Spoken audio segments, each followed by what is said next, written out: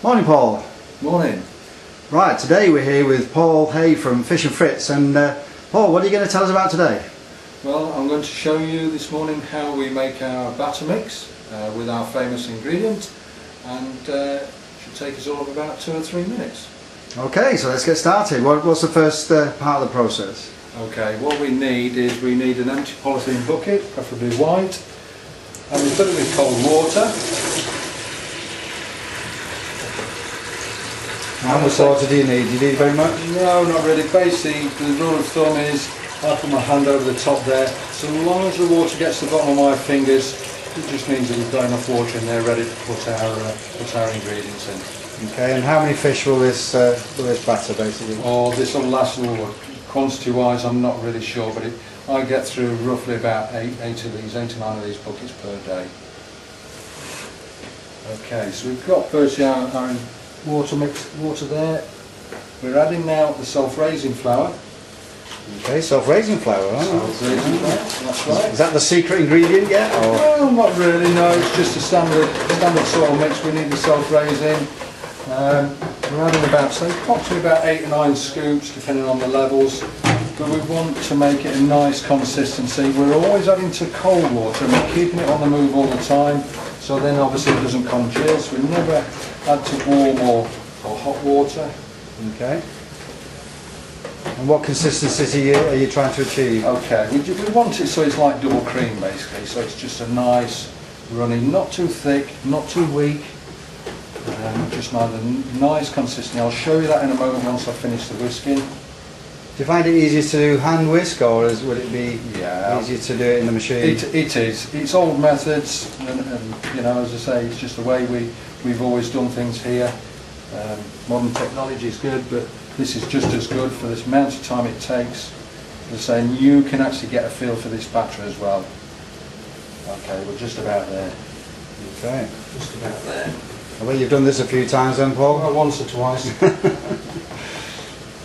So how many buckets, you're a restaurant that's based in a seaside town, so how many buckets of batter mix would you get through in a day, do you think? Right, as I said earlier, approximately about 8 to 9, depending on the time of the season.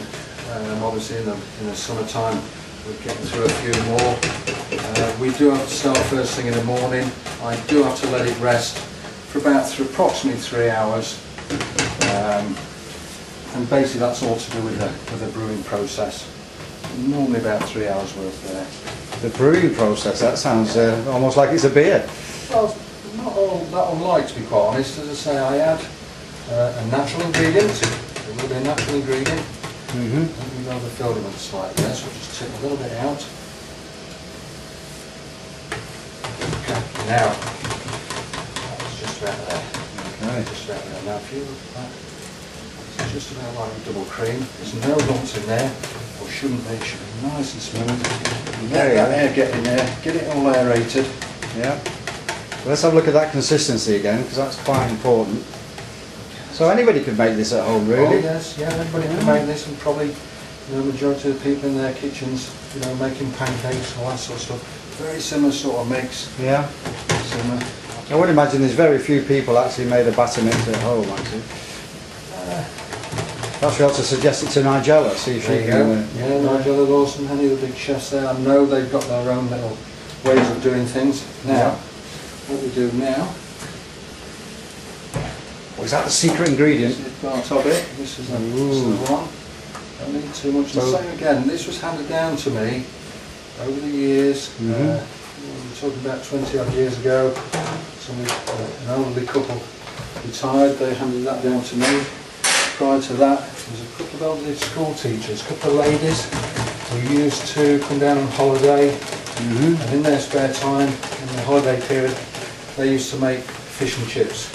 And basically, I think that's basically where it came from. Whether it was handed down to them or not, I don't really know.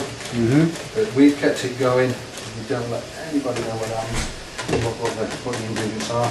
But basically, by adding 1 or 2 different pieces, adding a spoonful of that and a half to each bucket, that just helps that brewing process, and it's all natural ingredients. Nothing false, nothing modified, and that is it.